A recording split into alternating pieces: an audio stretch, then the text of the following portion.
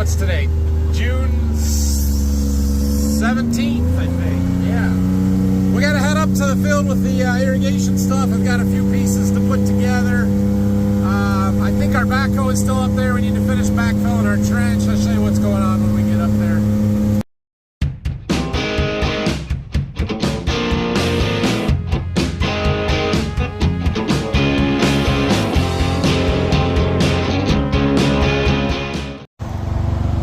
So we made it up here to the field, and we can talk a little bit more about what we did on Friday when we buried our pipe here and how it all worked. I think I can maybe show you a little bit on the other end there yet.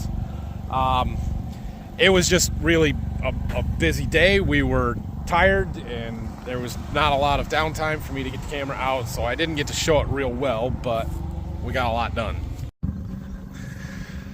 Okay, so we've got our well in place. We had that. We've got our fittings and stuff that we needed here. So we put in, you know, a 4-inch nipple into another 4-inch T so that we could come out here. This is 3-inch. We got a reducer in there, and then this has got a 3-inch cam lock on it. So this we'll be able to hook a hose up to, put it right into our sprayer, our tender trailer, anything we need water for, we can get it out right there.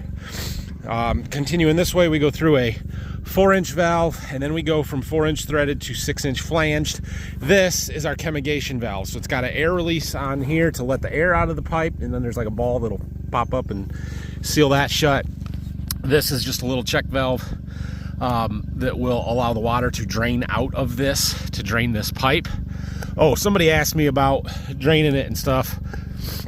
So there's a check valve in here, so nothing back here will run this way, nothing on this side will run that way, basically when it's off.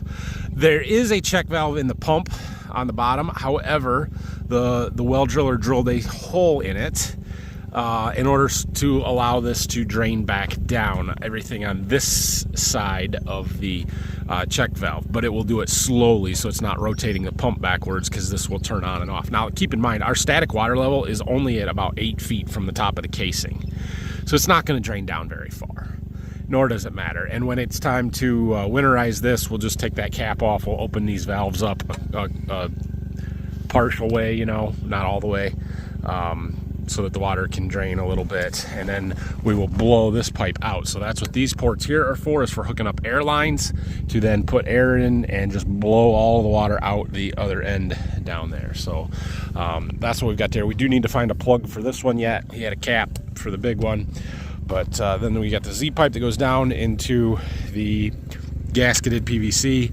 that we then buried. So let's go down to the other end.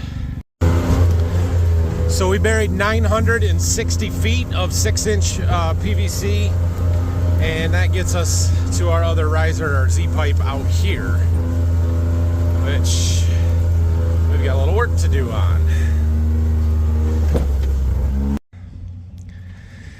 So the pipe down here on this end is already buried, so I can't really show it to you, but here's our Z pipe coming up out of the ground, and the PVC down there is all just slip couplings, right? They're gasketed joints. There's nothing mechanical actually holding them together. In fact, here's the bell end of one.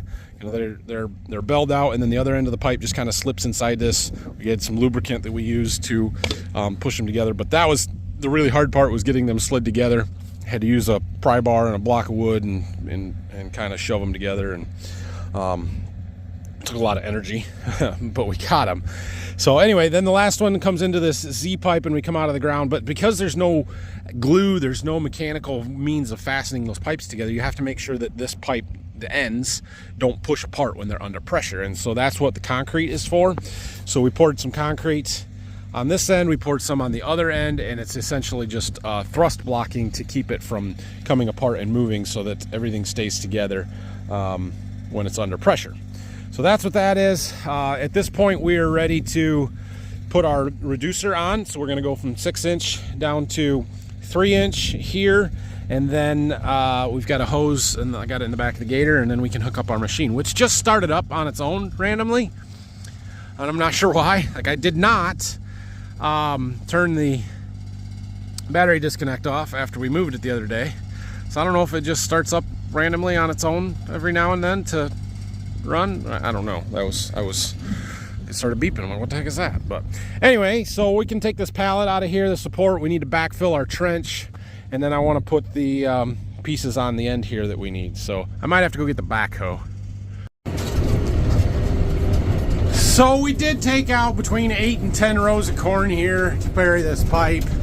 It's not the end of the world. It's for the greater good, like I talked about on Friday. But I did get the question of why we didn't do this before we planted the corn, then we wouldn't have had to take any out. True, that's true. And if I would have done a better job getting everything lined up, we could have done that. But the well had to get put in first. We couldn't put the pipe in until the well was in. And the well company that I called in December didn't let me know until the end of April that they weren't going to make it until the middle of the summer. And so then I started scrambling to find somebody else. And I had tried calling them lots of times and never got a response from them. So I'm really, really happy with the well driller that came and did do it on very short notice. But that's why. Had I gotten this well drilled in March like I wanted, the pipe would have all been in before we planted. Well, I was working on that. I got the one piece put on and was getting the hose connected to it. And then I got a call, there's a truck driver at my place. I forgot I had a box return truck coming this morning. So we're gonna have to go and get him loaded up.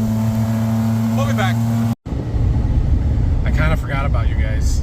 So I got that truck loaded. We put 42 empty boxes on there. I still have like 70 in the barn or 60 something. So we can get another one coming real fast, but I need to get some beans brought in because double crops are coming like next week, and I don't have any beans left, or very few, and not the varieties that I want. So I'm gonna have them line up a bean truck and we'll load it full of returns. Plus my corn returns have to be done this week, or at least has to be scheduled by the end of the week. So I'm waiting on my warehouse side of stuff to get all of his returns back to me, which he should do tomorrow. And then we'll know exactly what we've got. We can get that return truck scheduled. Hopefully they can bring me beans, take the corn back, fill it with empty boxes, whatever room is left in the truck, and that will be easy. Then we worked on some inventory stuff, or not inventory, supply lists for what we need to finish up on our irrigation stuff up there. We've got to get some conduit buried today, so I'm going to get some stuff to make that happen. We need a few fittings. I placed an order for some stuff from the website order that will come tomorrow. Pressure sensor and some of that kind of stuff.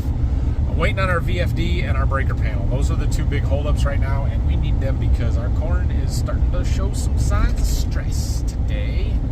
We should have been running last week with this, but that's what it is. It's first year startup stuff. We'll get there. I brought the mussels. Brock do all of the hard work here.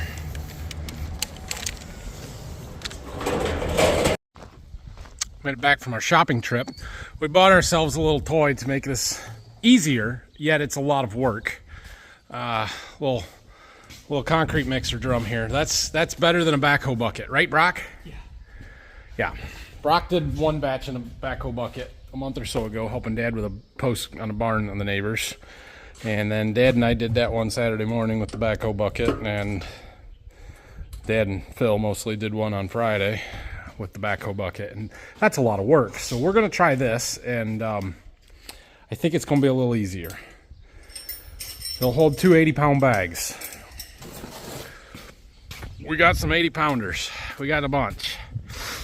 So hopefully that's enough for our posts to do our posts. Yeah, it'll work. That's easier than a hoe and a wheelbarrow or a backhoe bucket. We'll make it work. Came back up to the field here. We got to set a couple of posts we're going to put another little electrical box here. We got junction box for the wires coming off the well. We got a pressure gauge going in there that we're going to need electric for, and I'm going to put a 110 volt outlet there for our injection pump.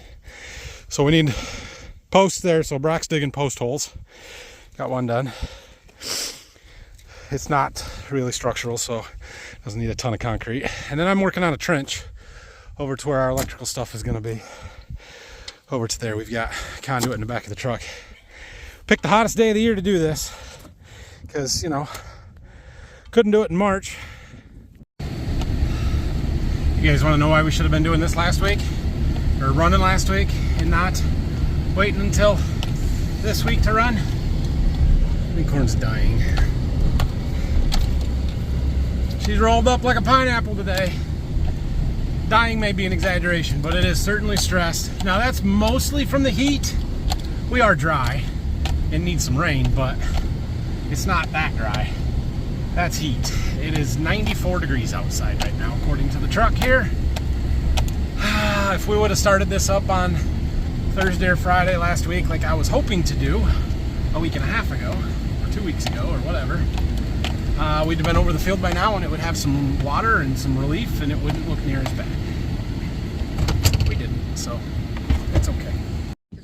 Yeah. See what I mean? See how these corn leaves are the bottom side showing? Are all rolled up tight.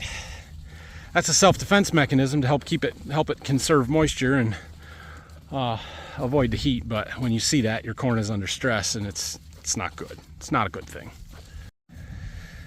Half a step closer. The machine is connected to the pipe. What a deal. Okay, so we've got this hard hose here. I don't know, 15 footer maybe. Whatever it is. And that connects to our flancher. We got to tighten the bolts up yet. I don't have the right wrenches. It's got those chains that fit on there that kind of hold that so that in case it does tug on it a little bit, it doesn't pull on this stuff here. That shouldn't happen, but it's a safety thing there. So what we need yet are a couple of posts right here, right there, that we can then wrap our chains around and attach to. We'll put a couple posts on that side, protection for this. And we got to get our plugs in there. I should have those tomorrow, so we can do that. And then we're good to go on this end. Close. It's getting close. And we need it. We need it. We need it. We need it bad. All right. That's enough work out here in the heat.